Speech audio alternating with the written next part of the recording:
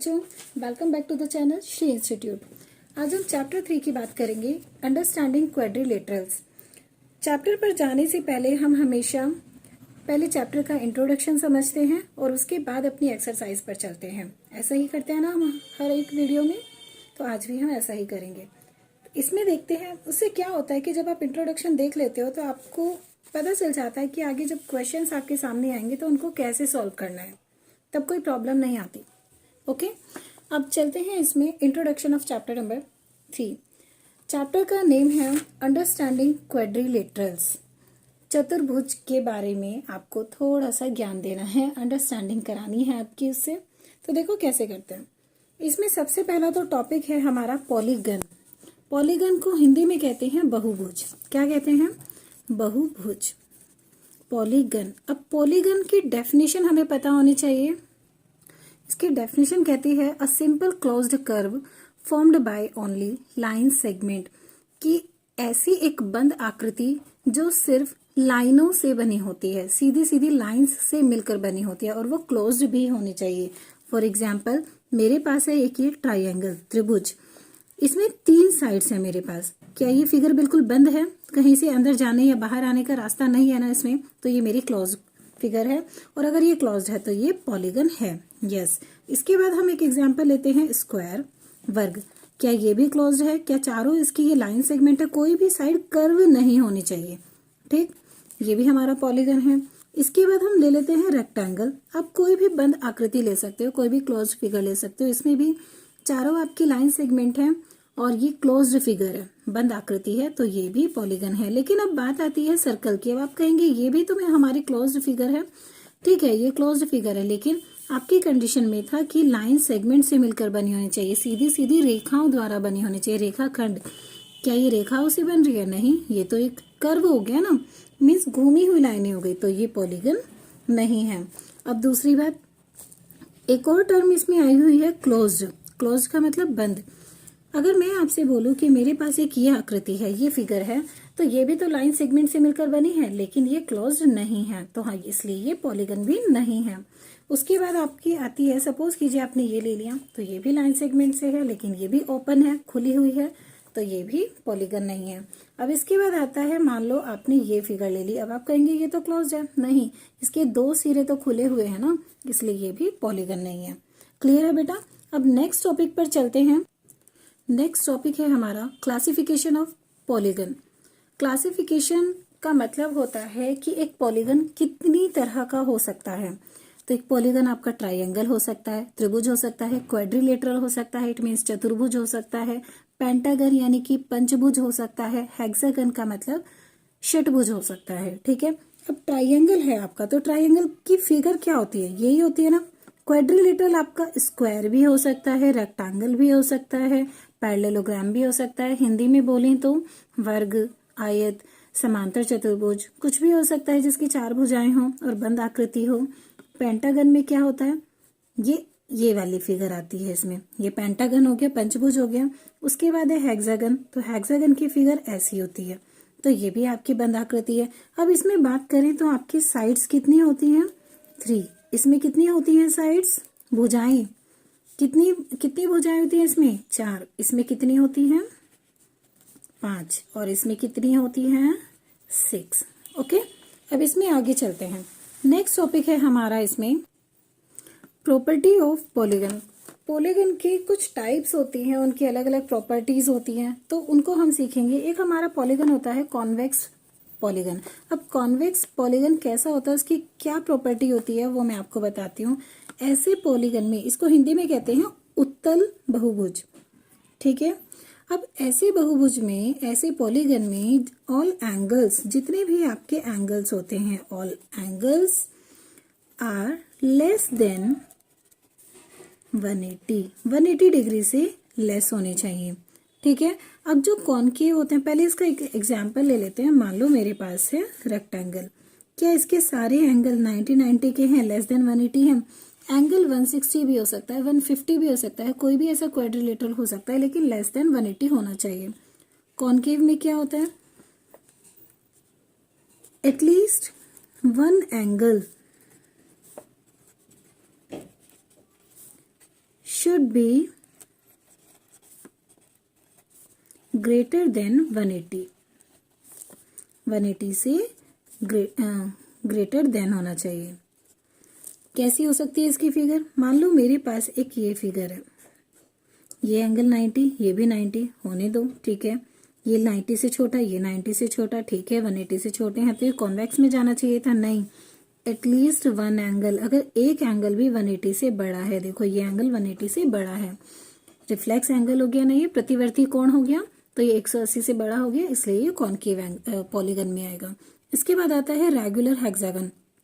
Regular hexagon में क्या आता है? एक कंडीशन है इसमें, all angles and all sides must be equal. क्या मतलब है इसका? कि सारे एंगल और सारी साइड्स इक्वल होनी चाहिए, तभी वो हमारा रेगुलर पॉलीगन है, ठीक। इरेगुलर पॉलीगन में क्या होगा? इसका कोई एग्जाम्पल आप लोग दे सकते हैं? देखो इसका एग्जाम्पल हो जाएगा स्क्वायर। क्या इसमें सारी साइड्स इक्वल हैं? यस। साथ में एंगल भी इक्वल होने चाहिए, yes. Equilateral triangle, equilateral triangle को बोलते हैं समबाहु त्रिभुज।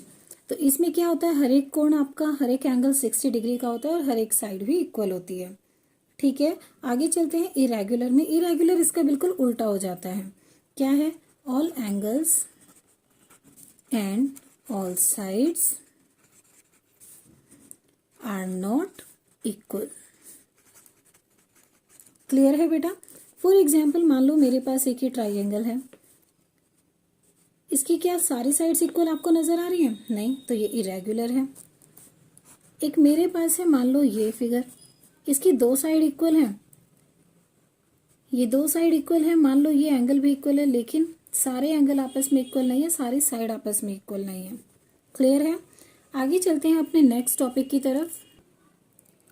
नेक्स्ट पॉइंट है हमारा angle sum property of a polygon. इस प्रॉपर्टी में क्या होता है? इस प्रॉपर्टी में आपको जितने भी आपके पास पॉलीगन होते हैं, बहुभुज होते हैं, उनमें हमें पता लगाया जाता है, हमें पता होना चाहिए उसमें कि हर एक पॉलीगन का एंगल सम प्रॉपर्टी मीन्स उनके एंगल्स को अगर सम कर दें तो कितना आंसर आना चाहिए। मान लो मेरे पास एक पॉलीगन है ट्राइंगल। क्या है? ट्राइंगल, त्रिभुज। अब त्रिभुज अगर है तो उसकी शेप कैसी होगी? ऐसी होगी, ए बी सी। तो क्या होगा इसके लिए? Angle A plus angle B plus angle C equals to 180। ये आपको बेटा याद रखना पड़ेगा। इसके बाद है क्वाड्रिलेटरल। क्वाड्रिलेटरल में क्या होगा? मान लो मेरे पास है ये, ठीक, तो अब इसमें क्या होगा? A B C D, angle A plus angle B plus angle C plus angle D equals to 360 degree. Basically आपके सिलेबस में यही है, तो इसलिए यहीं तक मैं आपको बता रही हूँ। आगे चलते हैं नेक्स्ट टॉपिक की तरफ। To find angle by side, कि अगर आपको किसी पॉलीगन की साइड्स दी हैं और पूछ लिया कि इसका एंगल सम कितने हैं, तो कितना है, तो आप कैसे बताएंगे? ये फॉर्मूला हर कोई टीचर नहीं बताता। देखो मैं बता रही हूँ, तो आप इसको प्लीज ध्यान रखना। n-2 into 180 degree.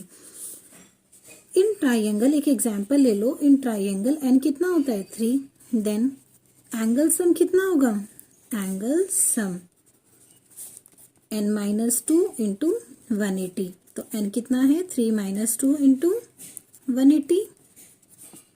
1 into 180, answer क्या आया? 180 डिग्री। आपको ऑलरेडी पता है ना कि ट्राइंगल का एंगल सम 180 होता है, तो लेकिन अगर हमें इसकी साइड्स पता है तो हमने एंगल निकाल लिया। इसी तरह अगर हमारे पास पेंटागन है तो हम n की वैल्यू 5 रख देंगे, क्वाड्रिलेटरल है तो 4 रख देंगे, हेक्सागन है तो 6 रख देंगे। ठीक है बच्चे, आगे चलते हैं। नेक्स्ट है हमारा sum of exterior angle. Sum of exterior angles. अगर हमारे पास किसी हेक्सागन में, सपोज करो मेरे पास एक हेक्सागन है, ये shape,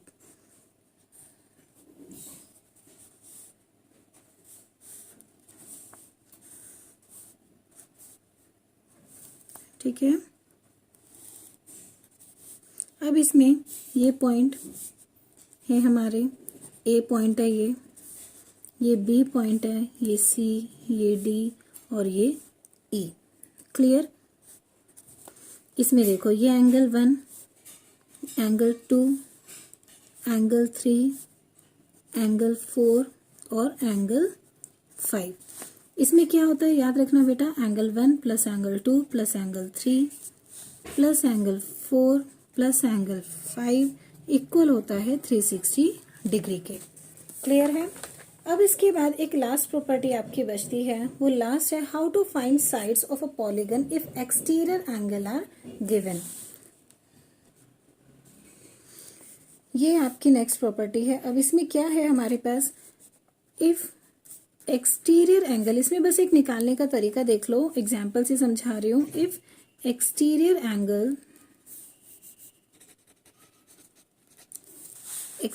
angles sum equals to,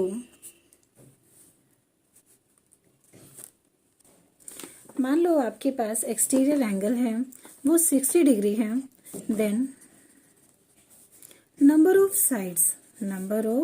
sides कितनी होंगी, 360 अपॉन 60 डिग्री। 0 से 0 कैंसिल, 6 6 36, तो नंबर ऑफ साइड्स कितनी हो गई, 6 साइड्स। क्लियर है। मेरे साथ बने रहिए बच्चे। Thank you for watching the video. Channel को लाइक करो और सब्सक्राइब करो जिससे कि आगे की नोटिफिकेशन आपको टाइम टू टाइम मिलती रहे।